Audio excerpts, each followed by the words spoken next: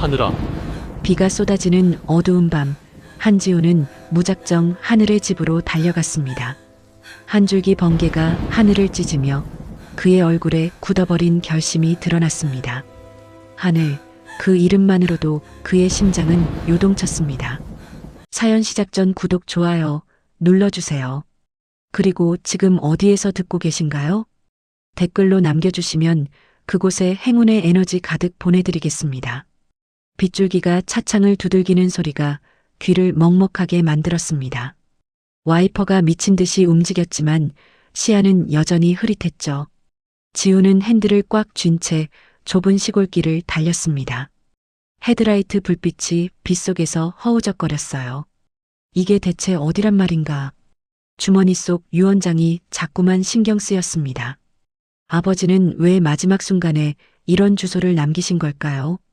국내 최대 제약그룹 라이프텍의 회장이셨던 아버지가 왜 이런 외딴 시골 주택 주소를 유언장에 적어 놓으신 건지 도무지 이해할 수 없었어요. 장례식은 불과 3시간 전에 끝났습니다. 조문객들이 돌아가고 검은 상복을 벗어던진 순간 변호사가 건넨 봉투. 그 안에는 아버지의 손글씨로 적힌 단 한 줄이 있었죠. 이곳에 내가 찾아야 할 것이 있다는 말. 강원도 산골 마을, 휴대전화 신호도 간신히 잡히는 곳이었습니다. 내비게이션은 진작에 길을 잃었고 지우는 종이지도 하나의 의지에 이 깊은 시골까지 들어왔어요. 35살 그의 인생에서 이렇게 막막한 밤은 처음이었습니다. 차가 마침내 멈춰섰습니다. 헤드라이트 불빛 끝에 낡은 시골 주택 한 채가 보였어요. 기와 지붕은 비에 젖어 검게 변했고 벽은 세월의 흔적으로 얼룩져 있었습니다. 하지만 창문 사이로 희미한 불빛이 새어나오고 있었어요. 누군가 그 안에 있었습니다. 지우는 차에서 내렸습니다. 빗물이 순식간에 그의 어깨를 적셨어요.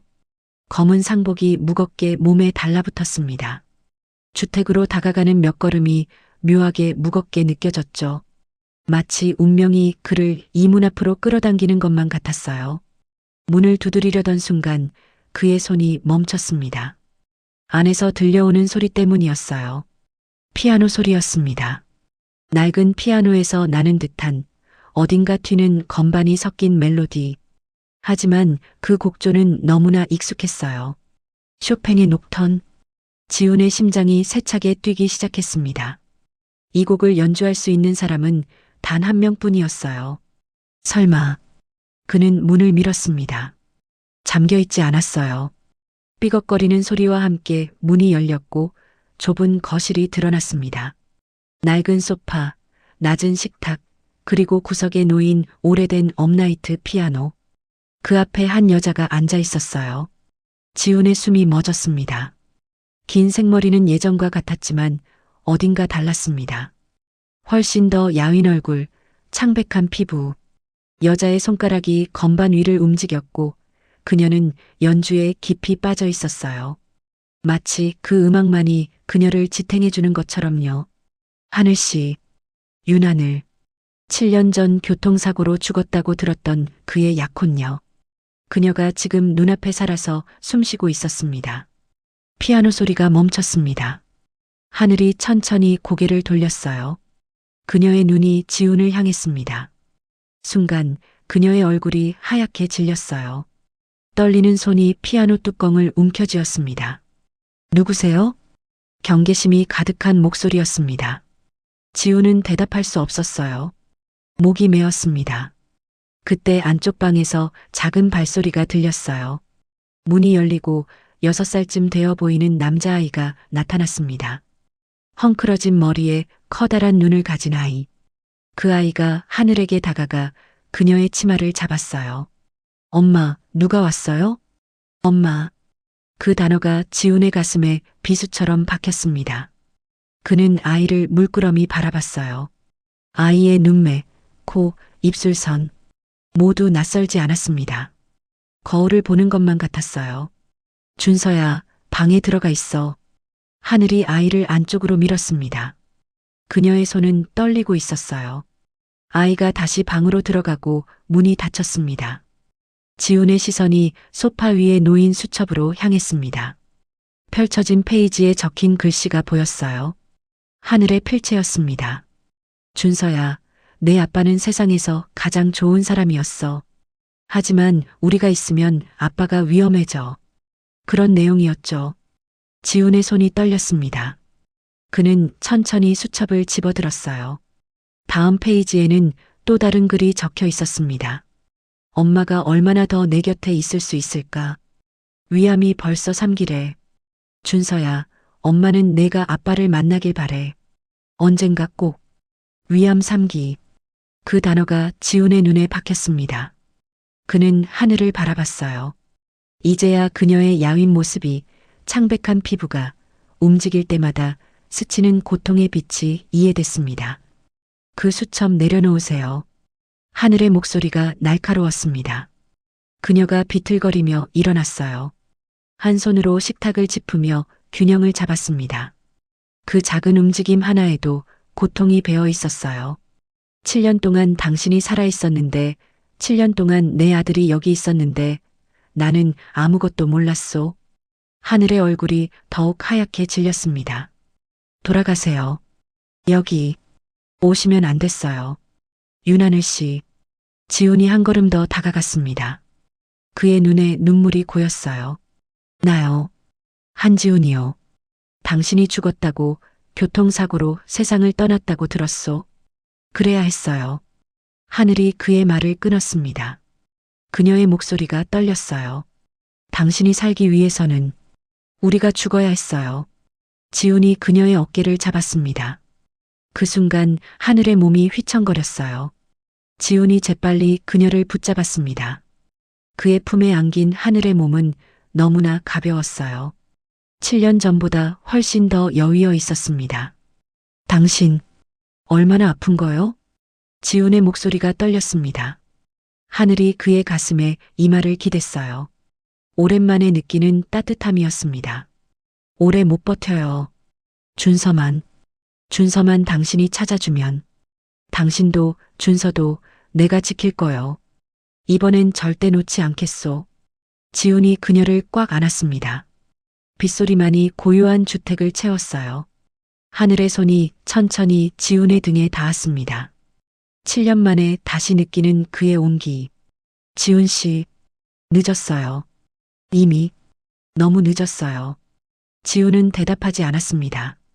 그저 그녀를 더 꽉 안은 채 그는 깨달았어요.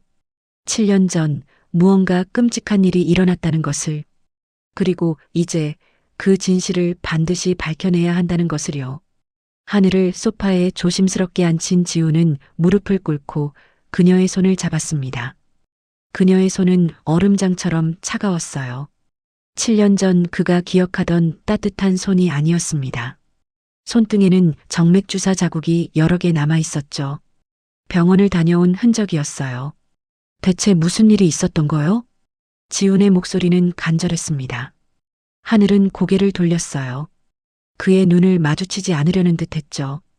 긴 침묵이 흘렀습니다. 밖에서는 여전히 빗소리가 창문을 두들겼어요. 하늘이 천천히 입을 열었습니다. 7년 전 그날의 이야기였어요. 웨딩드레스 맞추러 가기 전날 그녀의 작은 피아노 학원 앞에 멈춰선 고급 세단. 차에서 내린 한서희의 차가운 눈빛. 어머니는 하늘에게 10억을 내밀며 떠나라고 했습니다. 뱃속의 아이를 지우고 사라지라고 했죠. 하늘은 거절했습니다. 사랑하는 사람을 돈 때문에 떠날 순 없었어요. 그날 밤 집으로 돌아가던 하늘은 납치됐습니다. 검은 승합차가 그녀를 외딴 창고로 데려갔어요. 어둡고 추운 곳이었습니다. 한서희가 다시 나타났을 때는 협박이었습니다. 하늘이 사라지지 않으면 지훈이 교통사고를 당할 거라고 했어요. 브레이크 고장은 흔한 일이니까 아무도 의심하지 않을 거라는 말과 함께요. 어머니의 눈빛은 진심이었습니다. 정말로 지훈을 죽일 수 있는 사람이었어요. 하늘은 선택해야 했습니다. 사랑하는 사람의 목숨과 자신의 존재. 그녀는 후자를 포기하기로 했죠. 한서희는 모든 걸 준비했습니다. 하늘의 차를 절벽으로 밀어버리고 불태웠어요. 시신은 찾을 수 없을 정도로요. 세상은 그렇게 하늘의 죽음을 믿었습니다. 하지만 하늘은 살아 있었습니다. 그녀는 숨었어요. 준서를 지키기 위해, 지훈을 지키기 위해. 유일하게 그녀를 도운 사람은 지훈의 아버지였습니다. 회장은 며느리에게 일어난 일을 알고 있었어요. 하지만 아들을 지키기 위해 하늘을 이 외딴 시골 주택에 숨겨줬죠. 집도 생활비도 모두 회장이 마련해 준 것이었습니다. 지훈은 아버지가 마지막까지 남긴 유언장의 의미를 이해했습니다. 아버지는 알고 있었어요. 모든 진실을. 그리고 자신이 죽기 전에 지훈이 그 진실을 알아야 한다고 판단하신 거였죠. 아버지의 마지막 선물이었습니다. 7년이라는 시간이 지훈의 가슴을 짓눌렀습니다. 그 긴 세월 동안 하늘은 혼자였어요. 아이를 낳고 키우고 병들어가면서도 단 한 번도 연락하지 않았습니다. 지훈이 살아야 했으니까요. 그녀가 나타나면 한서희는 진짜로 지훈을 죽였을 테니까요. 당신이 살아야 했으니까요. 하늘의 목소리가 떨렸습니다. 지훈은 그녀를 끌어안았어요. 너무 늦게 알아버린 진실. 너무 늦게 찾아온 구원. 그때 방문이 살짝 열렸습니다. 준서가 고개를 내밀었어요. 아이의 큰 눈이 두 사람을 번갈아 봤습니다. 울먹이는 목소리로 엄마가 괜찮냐고 물었죠. 하늘이 얼른 눈물을 닦았습니다. 준서가 천천히 다가왔습니다. 아이는 지훈을 뚫어지게 바라봤어요. 하늘이 조심스럽게 말했습니다. 이분이 내 아빠라고. 엄마가 말했던 그분이라고. 세상에서 가장 좋은 사람? 준서의 작은 목소리가 울렸습니다. 지훈의 눈에서 눈물이 터져 나왔어요. 그는 무릎을 꿇고 아이의 눈높이에 맞췄습니다. 떨리는 손으로 준서의 머리를 쓰다듬었죠. 아이의 체온이 손끝에 전해졌습니다. 자신의 핏줄, 자신의 아들. 지훈이 약속했습니다. 이제 아빠가 왔다고, 다시는 안 떠날 거라고.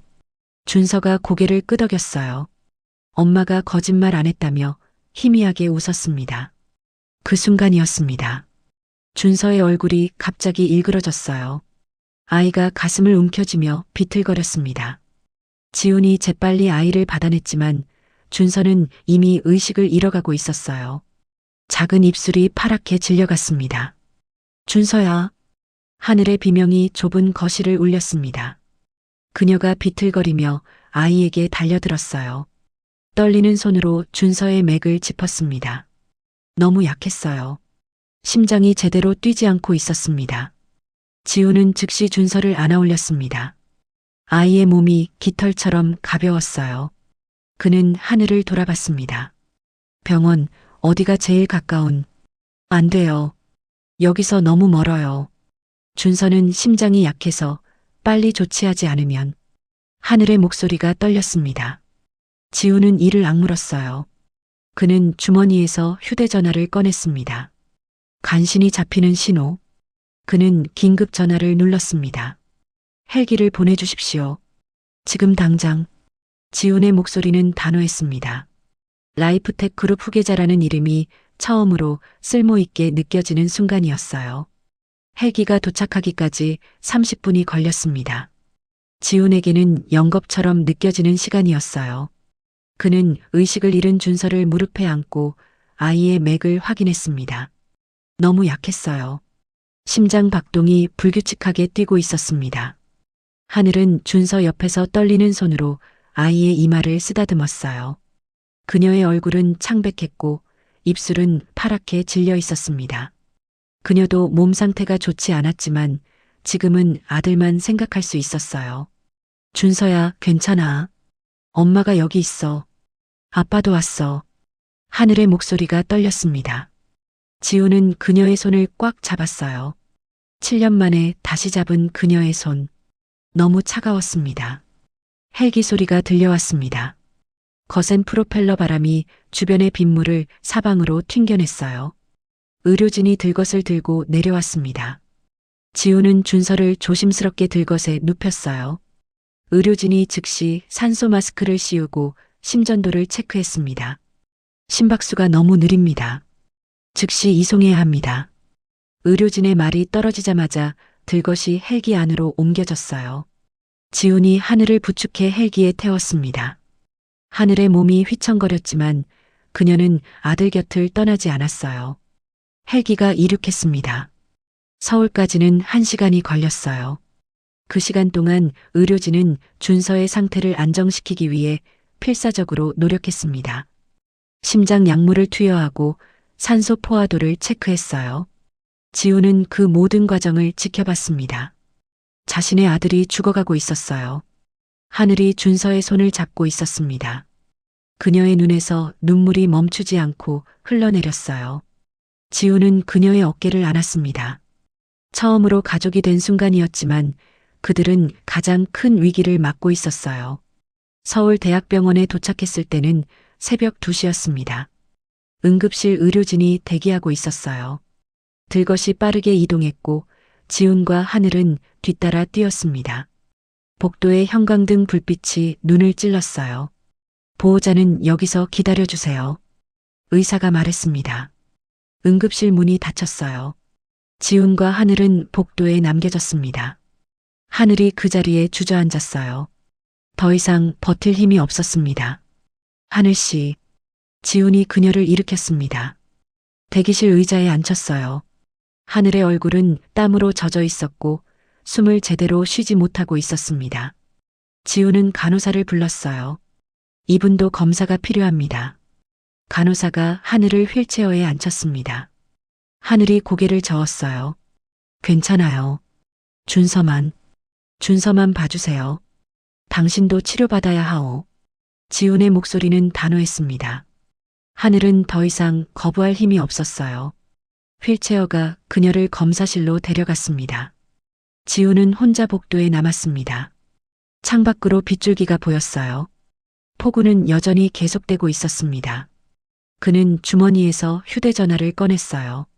수십 통의 부재중 전화가 찍혀 있었습니다. 모두 어머니 한서희의 전화였죠. 그는 전화를 무시했습니다. 지금은 그럴 여유가 없었어요. 1시간이 지났습니다.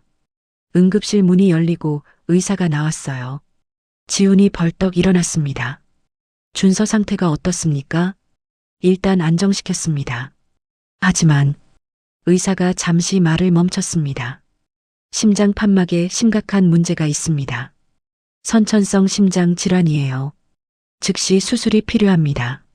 그렇지 않으면 의사는 말을 잇지 않았습니다. 지훈은 알 수 있었어요. 준서가 위험하다는 것을요. 수술하세요. 최선을 다해 주십시오. 지훈의 목소리가 떨렸습니다. 의사가 고개를 끄덕였어요. 혈액 검사가 필요합니다. 수혈이 필요할 수 있으니까요. 보호자분 혈액형이 A형입니다. 지훈이 대답했습니다. 의사가 차트를 확인했어요. 준서도 A형이네요. 혈액 채취 동의서에 서명해 주시겠습니까? 지훈은 서명했습니다. 간호사가 그의 팔에서 혈액을 채취했어요. 붉은 피가 주사기를 채웠습니다. 자신의 피가 아들을 살릴 수 있다면 그는 기꺼이 모든 걸 줄 수 있었어요. 검사실에서 하늘이 돌아왔습니다. 휠체어에 앉은 그녀의 얼굴은 더욱 창백해져 있었어요. 지훈이 그녀에게 다가갔습니다. 준서는요? 하늘의 목소리가 가늘게 떨렸습니다. 수술이 필요하대요. 심장 판막 문제라고. 하늘의 눈에서 눈물이 쏟아졌습니다. 지훈이 그녀의 손을 잡았어요. 괜찮을 거요. 우리 아들은 강해요. 이틀이 지났습니다. 준서는 중환자실에서 수술을 기다리고 있었어요. 지훈은 병원을 떠나지 않았습니다. 하늘은 옆 병실에 입원했어요. 위암 3기 환자에게 이런 스트레스는 치명적이었습니다. 3일째 되던 날 검사 결과가 나왔습니다. 간호사가 지훈을 찾아왔어요. 보호자분, 유전자 검사 결과가 나왔습니다. 지훈의 심장이 뛰었습니다. 그는 결과지를 받았어요. 거기에는 명확하게 적혀 있었습니다. 친자 확률 99.99%. 지훈의 손이 떨렸습니다. 알고 있었지만 이렇게 확실한 증거를 보니 다시 한번 충격이 밀려왔어요. 준서는 정말 자신의 아들이었습니다. 7년 동안 몰랐던 자신의 피를 나눈 아들. 준서 아버님 맞으시죠? 간호사가 확인했습니다. 지훈이 고개를 끄덕였어요. 네, 제 아들입니다. 그 말을 입 밖으로 꺼내는 순간 지훈의 눈에서 눈물이 흘러내렸습니다. 자신의 아들. 이제 그는 아버지였어요. 병원 복도에 구두 소리가 울렸습니다. 또각또각 규칙적이고 차갑게 바닥을 두드리는 소리.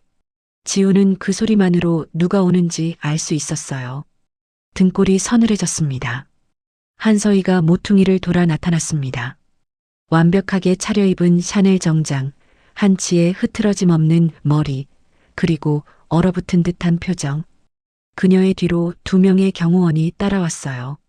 병원 복도가 순식간에 긴장감으로 가득 찼습니다. 지훈아. 어머니의 목소리는 차갑고 날카로웠습니다. 지훈은 자리에서 일어났어요. 두 사람 사이에 팽팽한 침묵이 흘렀습니다. 어머니, 내가 몇 번을 전화했는데 받지 않더구나. 그래서 직접 왔다. 한서희가 주변을 둘러봤습니다. 그녀의 시선이 준서가 있는 중환자실 문에 머물렀어요. 그리고 옆 병실 문패를 보았습니다. 윤하늘. 그 이름을 본 순간 한서희의 얼굴이 일그러졌어요. 그 여자가 아직도 살아있었어? 어머니의 목소리에 도끼가 서렸습니다. 지훈은 주먹을 불끈 쥐었어요. 어머니, 여기는 병원입니다. 조용히 하세요. 조용히 하라고? 7년 전에 확실하게 정리했어야 했는데. 한서희가 중환자실 문을 가리켰습니다.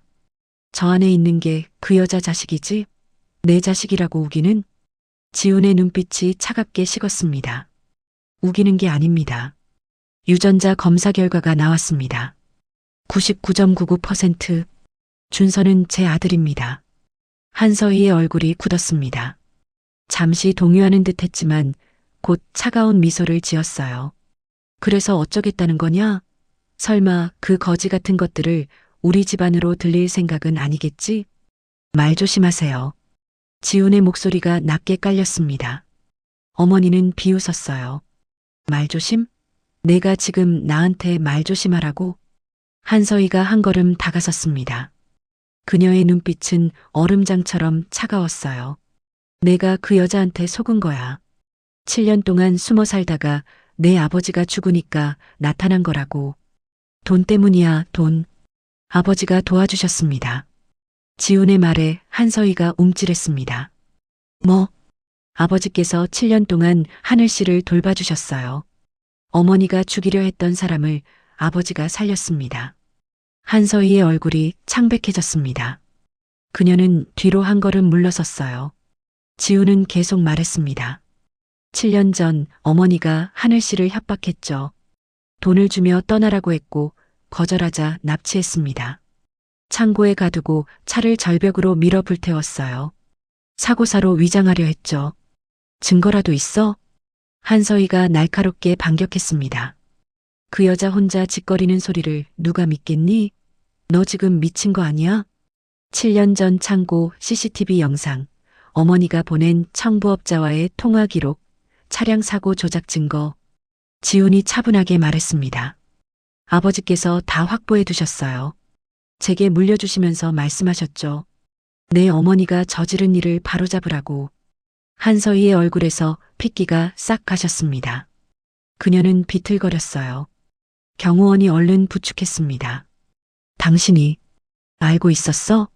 어머니의 목소리가 떨렸습니다. 지훈은 고개를 끄덕였어요. 아버지는 모든 걸 알고 계셨습니다. 어머니가 며느리를 죽이려 했다는 것도, 손주가 태어났다는 것도. 그래서 몰래 도와주신 거예요. 한서희가 벽에 기댔습니다. 그녀의 완벽했던 자세가 무너졌어요. 처음으로 당황한 표정을 보였습니다. 그럼 내 아버지가 날 배신한 거네. 7년 동안 나한테 거짓말을 한 거야. 배신이 아닙니다. 지훈의 목소리는 차가웠습니다. 정이었어요. 어머니가 저지른 범죄를 바로잡으려 하신 거죠. 한서희의 눈빛이 흔들렸습니다. 하지만 곧 다시 차갑게 굳어졌어요. 그녀는 지훈을 노려봤습니다. 좋아. 내가 선택한 거다. 어머니가 돌아섰습니다. 경호원들이 뒤따랐어요. 복도 끝에서 한서희가 멈춰섰습니다. 뒤돌아보지 않은 채 말했어요. 그 여자와 그 자식을 선택하면 넌 더 이상 내 아들이 아니야. 라이프택도 재산도 아무것도 기대하지 마. 후회하게 만들어주마. 구두 소리가 멀어졌습니다. 지우는 그 자리에 서서 어머니의 뒷모습을 바라봤어요. 평생 자신을 키워준 사람. 하지만 동시에 사랑하는 사람을 죽이려 했던 사람. 후회하지 않을 겁니다. 지훈이 조용히 중얼거렸습니다. 그는 준서가 있는 중환자실 문을 바라봤어요. 투명한 유리창 너머로 작은 침대에 누워있는 아들이 보였습니다. 온갖 의료기기에 연결된 채 숨을 쉬고 있는 준서. 지훈은 하늘의 병실로 향했습니다. 문을 조심스럽게 열었어요. 하늘은 침대에 누워 천장을 바라보고 있었습니다. 그녀의 얼굴은 더욱 야위어 보였어요. 어머니가 다녀가셨나요? 하늘이 물었습니다. 지훈은 고개를 끄덕였어요. 들으셨군요. 병실 문이 얇아서요. 하늘이 쓰게 웃었습니다. 미안해요. 제 때문에 어머님과... 아닙니다. 지훈이 그녀의 말을 끊었습니다. 그는 침대 옆에 앉았어요. 어머니가 잘못한 겁니다. 당신은 아무 잘못도 없어요. 하늘의 눈에 눈물이 맺혔습니다. 지훈이 그녀의 손을 잡았어요. 여전히 차가운 손이었습니다. 이제 제가 당신과 준서를 지킬 겁니다. 어떤 일이 있어도. 하늘이 고개를 저었습니다. 어머님은 무서운 분이에요. 정말로. 당신을 해칠 수 있어요. 두렵지 않습니다. 지훈의 목소리는 단호했습니다. 제가 두려운 건 당신과 준서를 잃는 것뿐입니다. 밖에서 빗소리가 들렸습니다. 폭우는 아직 끝나지 않았어요. 하지만 이제 지훈은 혼자가 아니었습니다. 지켜야 할 가족이 생겼고 싸워야 할 이유가 생겼어요. 사흘째 되던 날 아침 준서의 수술이 예정되어 있었습니다. 새벽 6시 지훈은 수술실 앞 대기실에 앉아 있었어요. 하늘은 휠체어에 앉아 그의 옆에 있었습니다. 두 사람 모두 한숨도 자지 못한 얼굴이었어요. 수술실 문이 열렸습니다. 간호사들이 준서를 실은 침대를 밀고 나왔어요. 아이는 마취 전 진정제를 맞아 반쯤 잠들어 있었습니다. 하늘이 휠체어에서 일어나려 했지만 몸에 힘이 없었어요. 지훈이 그녀를 부축했습니다. 준서야. 하늘이 아이의 손을 잡았습니다. 떨리는 목소리로 말했어요. 엄마가 여기 있어. 곧 나을 거야. 준서가 가늘게 눈을 떴습니다. 흐릿한 시선이 엄마를 찾았어요. 그리고 그 옆에 선 지훈을 봤습니다. 아빠. 준서의 작은 목소리가 들렸습니다. 지훈의 가슴이 뭉클해졌어요. 그는 무릎을 꿇고 아이의 눈높이에 맞췄습니다. 응, 아빠야.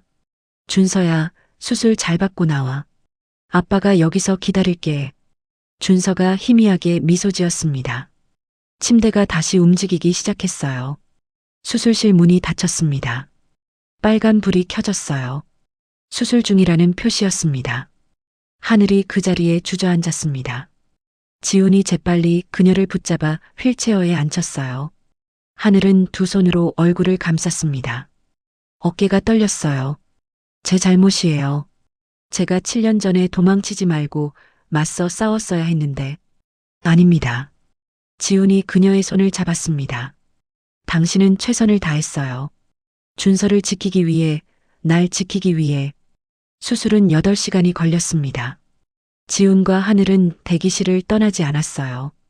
간호사가 중간중간 나와서 수술 진행 상황을 알려줬습니다.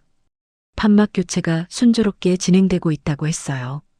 오후 2시 수술실 문이 열렸습니다. 집도이가 마스크를 벗으며 나왔어요. 지훈이 벌떡 일어났습니다. 하늘도 휠체어를 밀어 다가갔어요. 수술은 성공적이었습니다. 의사의 첫마디에 지훈은 무릎이 풀렸습니다. 하늘이 손으로 입을 막았어요. 눈물이 쏟아졌습니다. 하지만 앞으로 정기적인 검진과 약물 치료가 필요합니다. 심장이 약한 아이라 관리를 철저히 해야 해요. 의사가 설명을 이어갔습니다. 지훈은 고개를 끄덕이며 모든 말을 귀담아 들었어요. 준서는 곧 회복실로 옮겨질 예정이었습니다. 1시간 후 준서가 회복실에 도착했습니다. 아직 마취에서 깨어나지 않은 상태였어요. 작은 가슴에는 붕대가 감겨 있었고 여러 개의 선이 연결되어 있었습니다. 하늘이 조심스럽게 아이의 손을 잡았어요. 준서야, 엄마야. 잘 견뎌줘서 고마워. 하늘의 목소리가 떨렸습니다. 지우는 그녀의 어깨에 손을 얹었어요. 두 사람은 아이가 깨어나기를 기다렸습니다. 저녁 7시쯤 준서의 손가락이 움직였습니다. 하늘이 그것을 놓치지 않았어요. 준서야? 준서야, 들려? 준서의 눈꺼풀이 떨렸습니다. 천천히 눈을 떴어요. 흐릿한 시선이 초점을 찾아 움직였습니다. 엄마의 얼굴이 보였어요. 엄마. 준서의 목소리는 가늘고 약했습니다. 하늘이 아이의 이마에 입을 맞췄어요. 그래, 엄마야. 수술 잘 끝났어. 이제 괜찮을 거야. 준서의 시선이 옆으로 움직였습니다. 지훈이 보였어요. 아이가 희미하게 미소 지었습니다. 아빠도 있어요? 응, 아빠도 여기 있어. 지훈의 목소리가 떨렸습니다. 그는 아이의 다른 손을 조심스럽게 잡았어요. 준서는 두 사람을 번갈아 보며 천천히 눈을 감았습니다. 다시 잠에 빠져들었어요. 밤이 깊어갔습니다. 하늘은 준서 곁을 지켰어요. 지우는 병실 밖 복도에 나와 창밖을 바라봤습니다. 빗줄기는 이제 멎었어요. 먹구름 사이로 별이 보이기 시작했습니다. 그의 휴대전화가 울렸습니다. 어머니 한서희였어요. 지우는 전화를 받지 않았습니다. 곧이어 문자가 왔어요. 마지막으로 한 번만 더 기회를 주마. 그 여자와 애를 버리고 집으로 돌아와라. 안 그러면 후회할 줄 알아라. 지우는 문자를 읽고 휴대전화를 주머니에 넣었습니다. 대답할 가치도 없었어요. 병실로 돌아갔을 때 하늘이 휠체어에 앉아 깜빡 졸고 있었습니다. 지훈이 조심스럽게 그녀를 깨웠어요. 하늘 씨, 병실로 가서 쉬셔야죠. 하늘이 고개를 저었습니다. 괜찮아요. 준서 곁에 있고 싶어요. 당신도 환자입니다.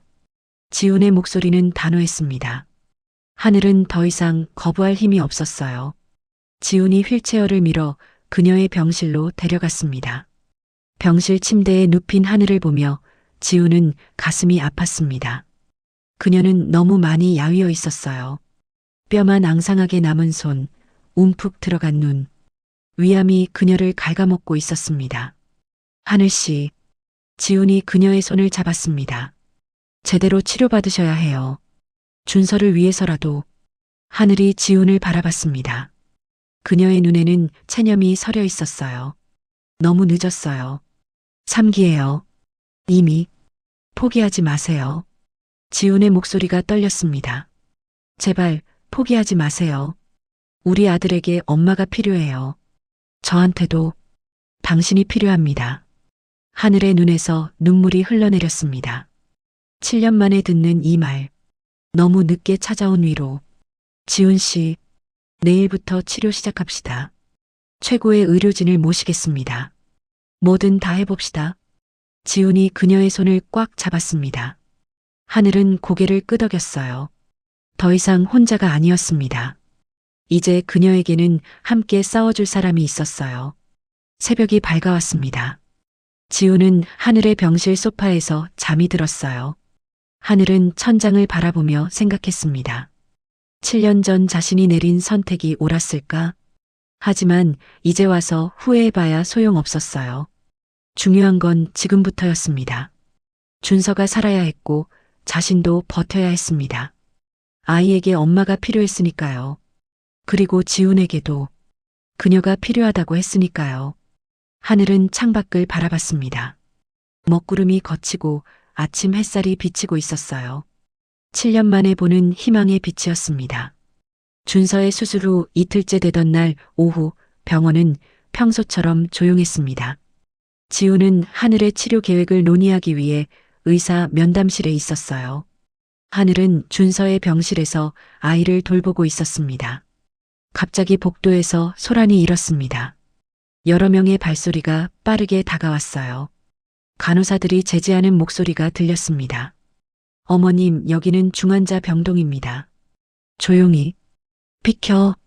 한서희의 날카로운 목소리가 복도를 울렸습니다. 그녀는 4명의 경호원을 대동하고 나타났어요. 완벽하게 차려입은 명품 정장 차림이었지만 그녀의 얼굴에는 분노가 가득했습니다. 한서희가 준서의 병실 문을 거칠게 열었습니다. 하늘이 깜짝 놀라 고개를 돌렸어요. 침대에 누워있던 준서도 눈을 떴습니다. 당신이, 하늘이 떨리는 목소리로 말했습니다. 한서희를 보는 순간 7년 전의 악몽이 되살아났어요. 창고에 갇혔던 그날, 죽음의 공포를 느꼈던 그 순간. 오랜만이구나, 윤하늘. 한서희가 차갑게 웃었습니다. 그녀가 병실 안으로 들어왔어요. 경호원들도 따라 들어왔습니다. 좁은 병실이 순식간에 답답해졌어요. 7년 전에 확실하게 처리했어야 했는데 참 질긴 목숨이구나. 한서희의 목소리에는 도끼가 서려 있었습니다. 하늘은 본능적으로 준서를 감쌌어요. 아이를 보호하려는 어머니의 본능이었습니다. 준서한테는 손대지 마세요. 하늘의 목소리가 떨렸지만 단호했습니다. 한서희가 비웃었어요. 손을 댄다고? 이런 병신 같은 자식한테 내가 왜 손을 대겠어? 그냥 치우려는 거지. 뭐라고 하셨어요? 하늘이 눈을 부릅떴습니다. 한서희가 경호원들에게 손짓했어요. 저 여자와 애를 데리고 나가. 당장. 경호원 2명이 하늘에게 다가갔습니다. 하늘은 준서의 침대를 막아섰어요. 안 돼요. 준서는 막 수술했어요. 움직이면 안 돼요. 그게 나랑 무슨 상관이야? 한서희가 차갑게 말했습니다. 너희 같은 천한 것들이 감히 우리 한가문에 발을 들여놓으려 해? 꿈도 꾸지 마라. 그때 병실 문이 다시 열렸습니다. 지훈이 급히 들어왔어요. 복도의 소란을 듣고 달려온 것이었습니다. 그는 병실 안 상황을 보고 얼굴이 굳었어요. 어머니, 무슨 짓입니까? 지훈이 경호원들 앞을 막아섰습니다. 한서희가 아들을 노려봤어요. 비켜라, 지훈아. 이 거지 같은 것들을 당장 내보낼 거야. 손 떼세요. 지훈이 경호원의 팔을 뿌리쳤습니다. 그의 목소리는 이전과 달랐어요. 단호하고 강했습니다. 여기는 제 아들의 병실입니다. 어머니라도 함부로 할 수 없어요. 한서희의 얼굴이 일그러졌습니다. 내 아들, 너 정말 미쳤구나. 어머니. 지훈의 목소리가 복도까지 울렸습니다. 제 가족을 모욕하지 마세요. 다시는. 병실에 침묵이 흘렀습니다. 한서희는 아들을 믿을 수 없다는 표정으로 바라봤어요. 7년 동안 자신의 말을 거역한 적 없던 아들이 처음으로 맞서고 있었습니다. 가족? 이것들이 가족이라고? 한서희가 비웃었습니다. 지훈은 하늘과 준서 곁으로 다가갔어요. 그들 앞을 막아섰습니다. 네, 제 가족입니다. 윤하늘 씨는 제 약혼녀였고 준서는 제 아들입니다. 약혼은 7년 전에 깨졌어. 그 여자가 죽었으니까. 죽인 건 어머니잖습니까? 지훈의 말에 한서희가 움찔했습니다. 그녀는 주변을 둘러봤어요. 간호사들이 복도에서 지켜보고 있었습니다. 입 조심해라. 증거라도 있어? 있습니다. 지훈이 차갑게 대답했습니다. 7년 전 창고 CCTV, 어머니가 보낸 청부업자 통화 기록, 차량 사고 조작 증거. 아버지께서 다 확보해 두셨어요. 이미 제 변호사에게 넘겼습니다. 한서희의 얼굴에서 핏기가 싹 가셨습니다. 그녀는 한 걸음 뒤로 물러섰어요. 내가 감히가 아닙니다. 지훈의 목소리는 흔들림이 없었습니다. 정당한 권리입니다. 어머니는 살인 미수범이에요. 7년 전 하늘 씨를 죽이려 했고 지금도 협박하고 있습니다. 한서희가 떨리는 손으로 아들을 가리켰습니다. 너 지금 내 어미를 고소하겠다는 거야? 필요하다면. 지훈의 대답은 단호했습니다.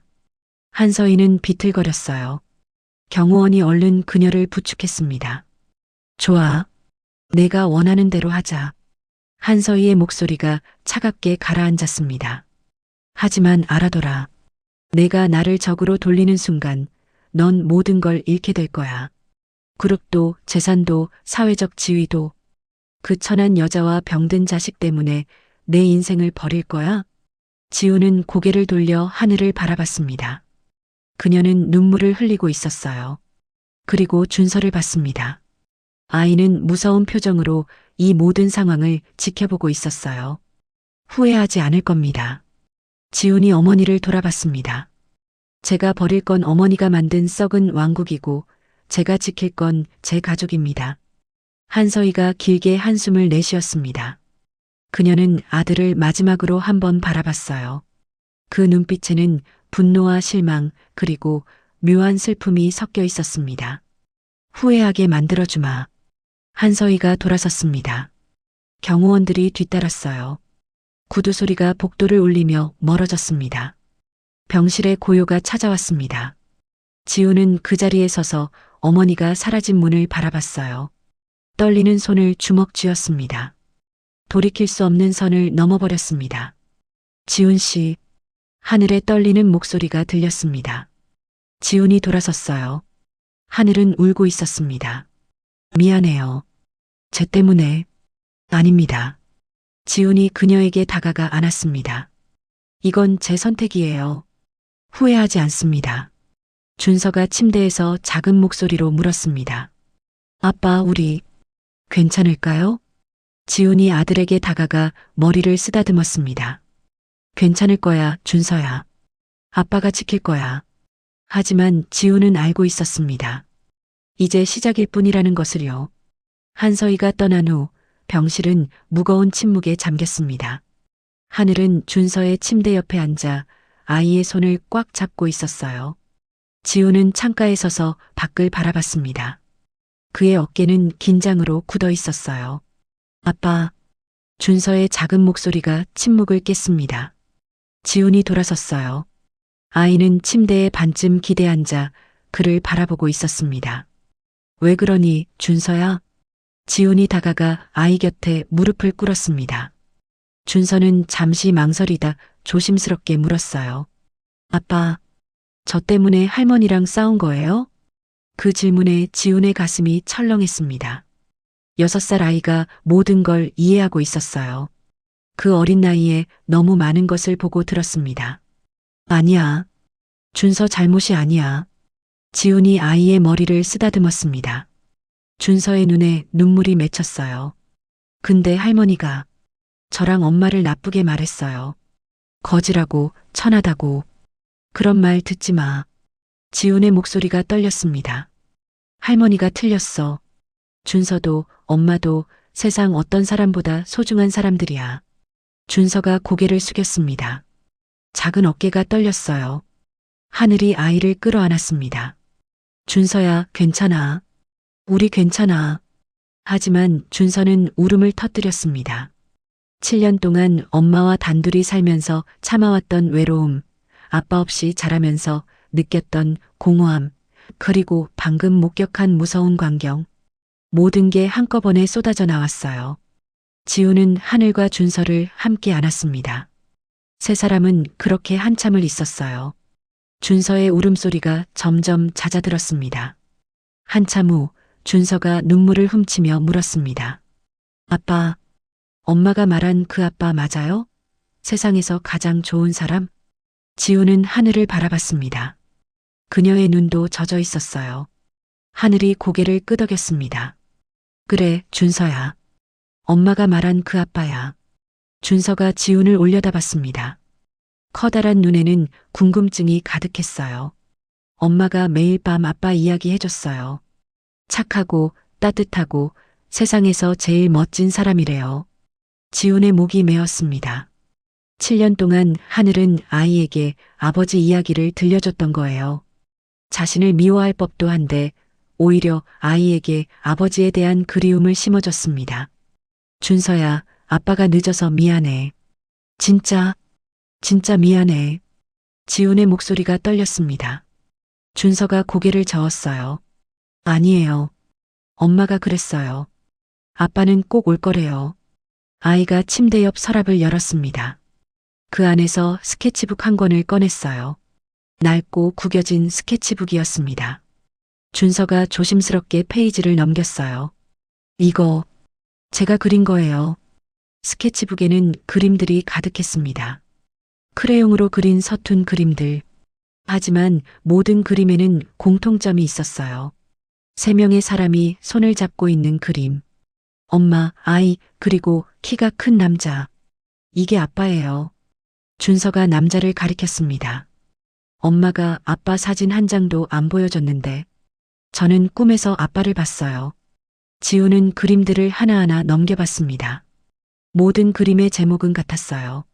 아빠와 함께 공원에서 놀기, 바다 가기, 눈사람 만들기. 준서가 아빠와 함께 하고 싶었던 모든 것들이었습니다. 준서야. 지훈의 눈에서 눈물이 쏟아졌습니다. 그는 스케치북을 꽉 쥐었어요. 가슴이 찢어지는 것 같았습니다. 7년 동안 이 아이는 한 번도 본 적 없는 아버지를 그리워하며 살았어요. 이제 진짜로 같이 할 수 있어요? 준서가 조심스럽게 물었습니다. 지훈이 고개를 끄덕였어요.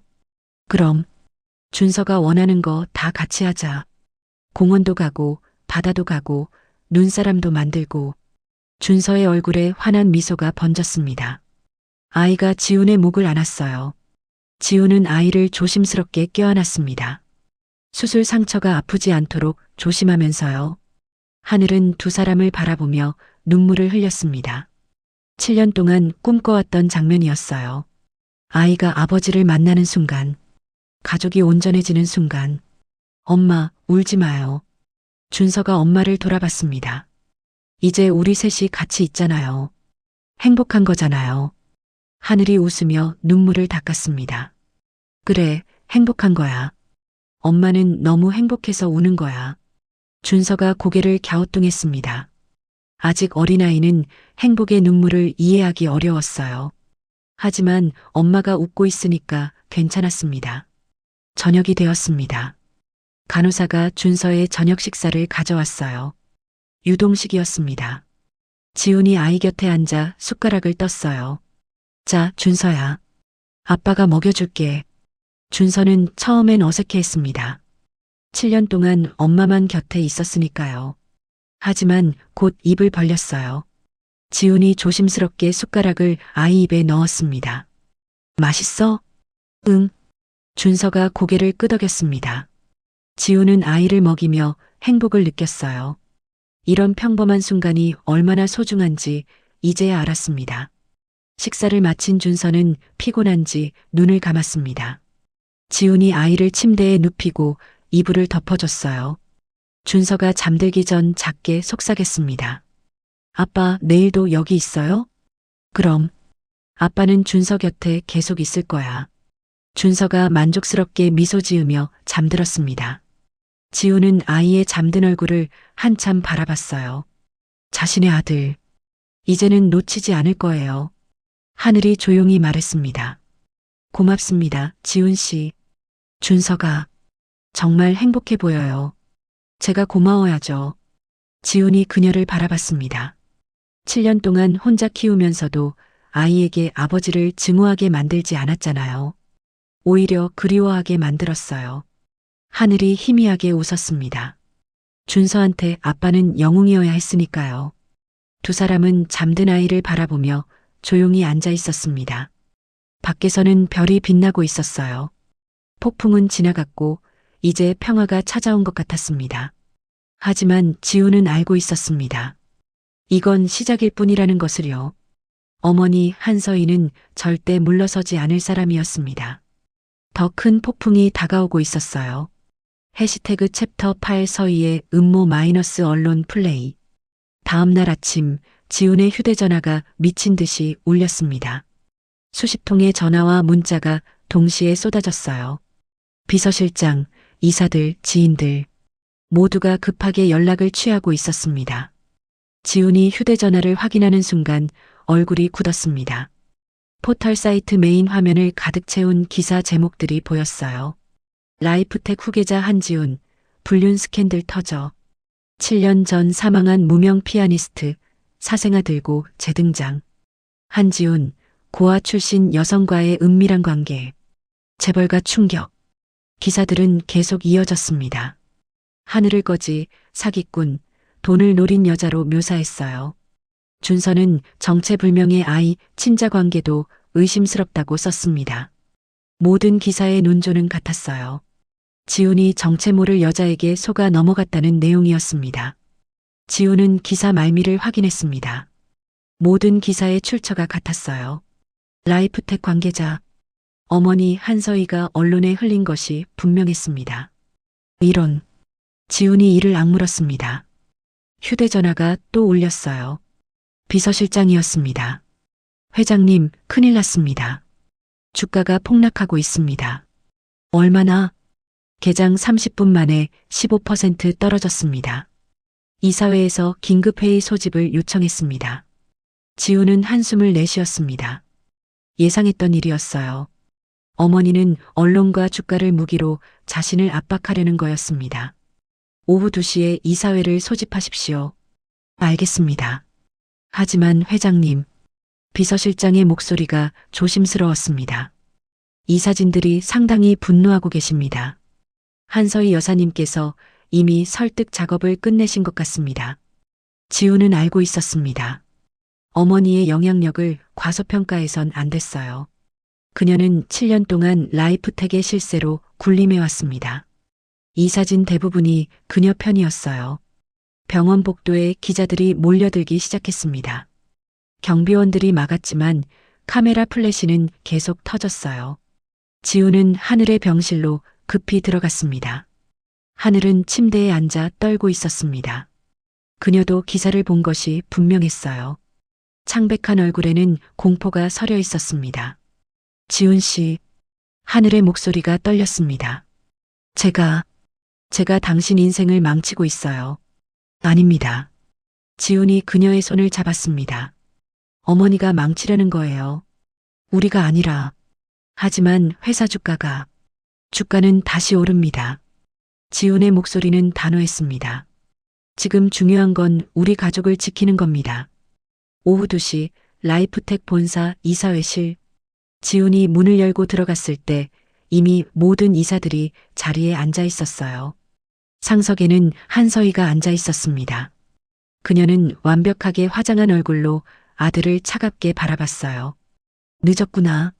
한서희의 목소리에는 비꼬는 투가 섞여 있었습니다. 지훈은 대답하지 않고 자리에 앉았어요. 자, 그럼 회의를 시작하겠습니다. 한서희가 서류를 펼쳤습니다. 오늘 아침 주가가 15% 폭락했습니다. 이유는 명확합니다. 우리 후계자의 불미스러운 스캔들 때문이죠. 이사들이 수군거렸습니다. 한 이사가 말했어요. 회장님 말씀이 맞습니다. 이런 식으로는 회사 이미지가 실추됩니다. 당장 해명이 필요합니다. 해명이라니요? 지훈이 차분하게 물었습니다. 무엇을 해명하라는 겁니까? 그 여자와의 관계를 정리하십시오. 다른 이사가 말했습니다. 사생아까지 데리고 나타나다니 이건 회사 이미지에 치명적입니다. 사생아가 아닙니다. 지훈의 목소리가 낮게 깔렸습니다. 제 아들입니다. 유전자 검사로 확인됐습니다. 그게 중요한 게 아니잖아. 이사 한 명이 소리쳤습니다. 고아 출신 무명 피아니스트와의 관계가 문제라는 겁니다. 우리 같은 가문에 어울리지 않아요. 지훈은 이사들을 천천히 둘러봤습니다. 모두의 얼굴에는 불만이 가득했어요. 어머니가 철저하게 준비한 자리였습니다. 윤하늘 씨는 제 약혼녀였습니다. 지훈이 차분하게 말했습니다. 7년 전 결혼을 앞두고 계셨죠. 그런데 교통사고로 사망했다는 잘못된 정보가 전해졌습니다. 잘못된 정보라니? 이사 한 명이 의아해했습니다. 지훈은 한서희를 똑바로 바라봤어요. 누군가 의도적으로 사고를 조작했습니다. 윤하늘 씨를 죽이려 했고 사고사로 위장했죠. 이사회실이 술렁였습니다. 한서희의 얼굴이 굳었어요. 지훈, 무슨 헛소리야? 헛소리가 아닙니다. 지훈이 서류 가방을 열었습니다. 두꺼운 파일을 꺼내 테이블에 놓았어요. 7년 전 창고 CCTV 영상, 청부업자 통화 기록, 차량 사고 조작 증거 모두 여기 있습니다. 이사들이 웅성거렸습니다. 한 이사가 서류를 집어들었어요. 페이지를 넘기는 그의 얼굴이 점점 굳어갔습니다. 이게 정말입니까? 네. 지훈이 고개를 끄덕였습니다. 그리고 이 모든 증거는 선대 회장님께서 확보해 두신 겁니다. 돌아가시기 전 제게 물려주셨죠. 한서희가 벌떡 일어섰습니다. 당신이 이런 식으로 나올 줄은. 어머니가 먼저 시작하셨잖습니까? 지훈의 목소리는 차가웠습니다. 언론 플레이로 저를 압박하시려 했죠. 하지만 전 물러서지 않을 겁니다. 지훈이 또 다른 서류를 꺼냈습니다. 선대 회장님께서 남기신 유언장입니다. 제게 지분 51%를 승계하셨습니다. 이사회실이 조용해졌습니다. 모두가 충격을 받은 표정이었어요. 51%면 경영권을 쥐는 겁니다. 그래서 오늘부터 제가 라이프텍 회장직을 정식으로 승계합니다. 지훈이 선언했습니다. 그리고 첫 번째 결정으로 윤하늘 씨와 제 아들 준서를 정식으로 가족으로 인정합니다. 한서희의 얼굴이 새하얗게 질렸습니다. 그녀는 비틀거리며 의자를 잡았어요. 당신이 이렇게까지. 지훈은 어머니를 똑바로 바라봤습니다. 어머니께서 7년 전 저지르신 범죄에 대해서는 법적 조치를 취하지 않겠습니다. 대신 조건이 있습니다. 조건? 제 가족에게 다시는 접근하지 마세요. 그게 마지막 선입니다. 한서희는 아들을 믿을 수 없다는 눈으로 바라봤습니다. 평생 자신의 말을 따르던 아들이 완전히 달라져 있었어요. 이사회는 혼란스러웠습니다. 하지만 지훈이 경영권을 쥔 이상 그들은 따를 수밖에 없었어요. 회의는 그렇게 끝났습니다. 회의실을 나서는 지훈의 등을 한서희가 노려봤습니다. 그녀의 눈빛에는 복수심이 타올랐어요. 아직 끝나지 않았습니다. 이사회 이후 일주일이 지났습니다. 준서는 빠르게 회복되고 있었어요. 아이는 이제 침대에서 일어나 병실을 걸어 다닐 수 있었습니다. 지훈은 매일 병원에 와서 아들과 시간을 보냈어요.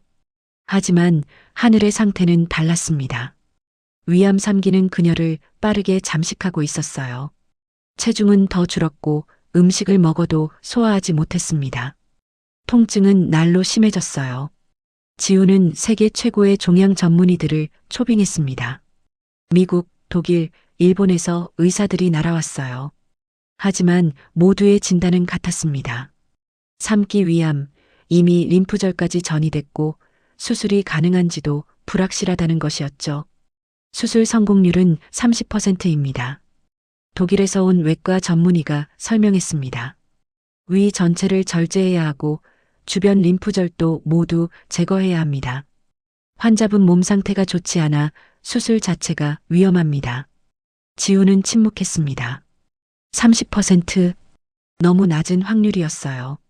수술하지 않으면 어떻게 됩니까? 6개월에서 1년입니다. 의사의 대답은 냉정했습니다. 지훈의 주먹이 떨렸어요. 수술합시다. 하지만 회장님, 30%라도 희망이 있습니다. 수술하지 않으면 확실히 잃습니다. 지훈의 목소리는 단호했습니다. 의사가 고개를 끄덕였어요. 환자분 동의가 필요합니다. 지훈은 하늘의 병실로 향했습니다. 그녀는 창가에 앉아 밖을 바라보고 있었어요. 야윈 뒷모습이 안쓰러웠습니다. 하늘 씨, 지훈이 조심스럽게 불렀습니다. 하늘이 돌아섰어요.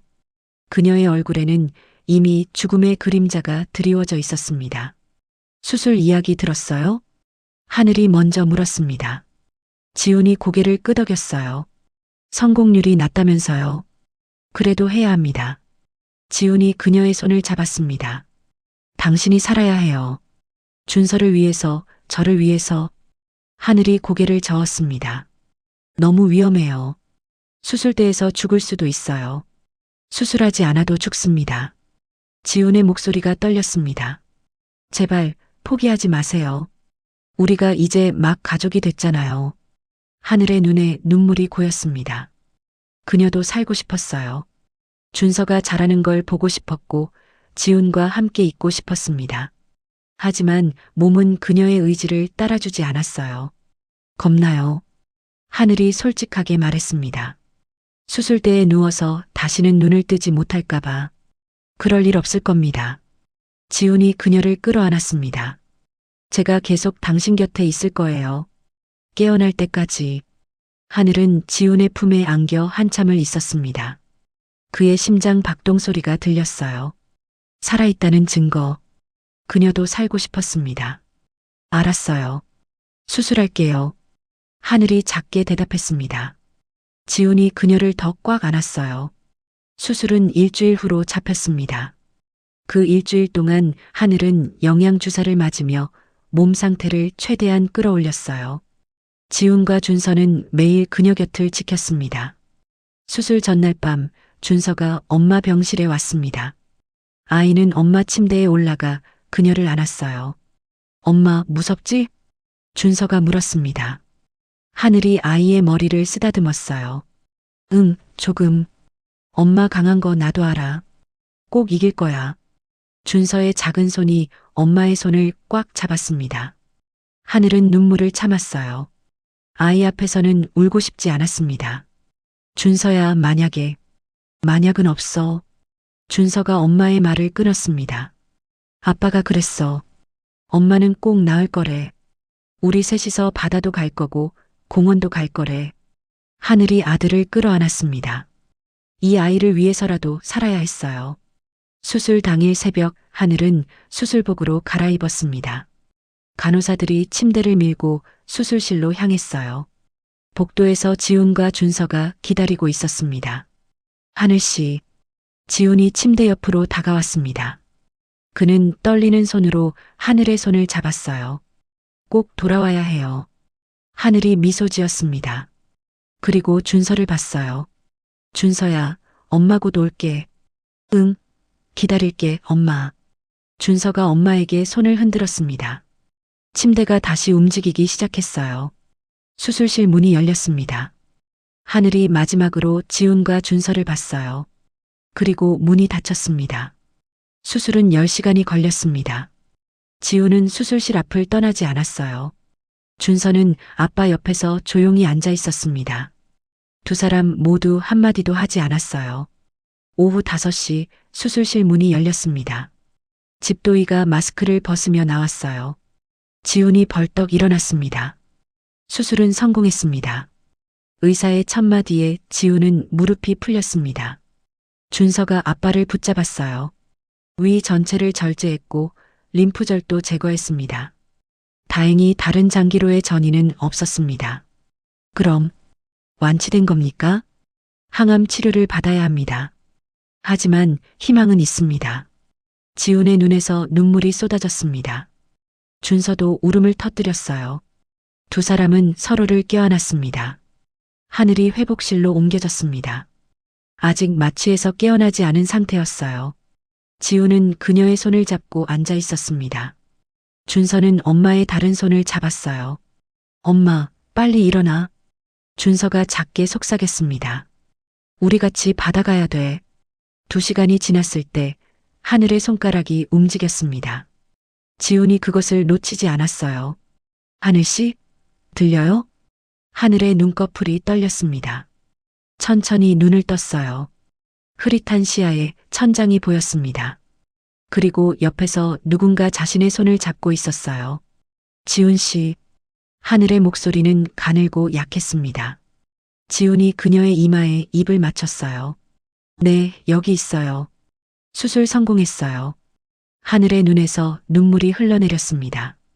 다시 숨을 쉬고 심장이 뛰고 사랑하는 사람들을 볼 수 있었습니다. 엄마. 준서가 조심스럽게 엄마를 불렀습니다. 하늘이 고개를 돌렸어요. 아들의 얼굴이 보였습니다. 눈물 범벅이 된 작은 얼굴. 준서야. 엄마 왔어. 응, 엄마 이겼어. 준서가 환하게 웃었습니다. 하늘도 웃었어요. 고통스러웠지만 행복한 웃음이었습니다. 지훈은 두 사람을 바라보며 눈물을 흘렸습니다. 기적이 일어났어요. 그들의 가족은 지켜졌습니다. 하늘의 수술 후 2주일이 지났습니다. 그녀는 빠르게 회복되고 있었어요. 항암 치료가 시작됐지만 의사들은 긍정적인 예우를 내놓았습니다. 준서도 완전히 건강을 되찾았어요. 두 사람 모두 곧 퇴원할 예정이었습니다. 지우는 병원과 회사를 오가며 바쁜 나날을 보냈습니다. 라이프텍은 안정을 되찾았고 주가도 회복됐어요. 언론의 관심도 점차 사그라들었습니다. 모든 게 평화로워 보였어요. 하지만 한서희는 조용히 움직이고 있었습니다. 어느 날 저녁 지훈이 회사 일을 마치고 병원으로 향하고 있을 때였습니다. 비서실장에게서 급한 전화가 왔어요. 회장님, 큰일 났습니다. CCTV를 확인했는데 수상한 사람들이 병원 주변을 배회하고 있습니다. 지훈의 얼굴이 굳었습니다. 당장 병원 경비를 강화하십시오. 제가 지금 갑니다. 그는 엑셀을 밟았습니다. 불길한 예감이 들었어요. 어머니가 마지막 수를 쓰려는 것 같았습니다. 병원에 도착했을 때는 밤 9시였습니다. 지훈은 급히 하늘의 병실로 향했어요. 복도는 평소처럼 조용했습니다. 병실 문을 열었습니다. 하늘이 침대에 없었어요. 준서도 보이지 않았습니다. 지훈의 심장이 뛰었어요. 하늘씨, 그가 소리쳤습니다. 대답이 없었어요. 침대 위에 쪽지 한 장이 놓여 있었습니다. 지훈이 집어들었어요. 내 여자와 애를 데려갔다. 찾고 싶으면 혼자 창고로 와라. 7년 전 그 장소다. 한서희의 필체였습니다. 지훈의 손이 떨렸어요. 어머니가 마지막 승부수를 던진 것이었습니다. 지훈은 즉시 경찰에 신고했습니다. 하지만 어머니의 영향력을 생각하면 경찰만으론 부족했어요. 그는 비서실장에게 연락해 사람들을 모았습니다. 1시간 후 지훈은 7년 전 그 창고로 향했습니다. 외딴 공단 지역에 버려진 창고. 하늘이 7년 전 갇혔던 바로 그곳이었어요. 창고 문이 열려 있었습니다. 안에서 희미한 불빛이 새어나왔어요. 지훈은 조심스럽게 들어갔습니다. 창고 한가운데 의자가 놓여 있었고 그 위에 하늘이 묶여 있었어요. 준서는 그녀 옆에 앉아 울고 있었습니다. 엄마. 준서가 지훈을 보고 소리쳤습니다. 하늘도 고개를 들었어요.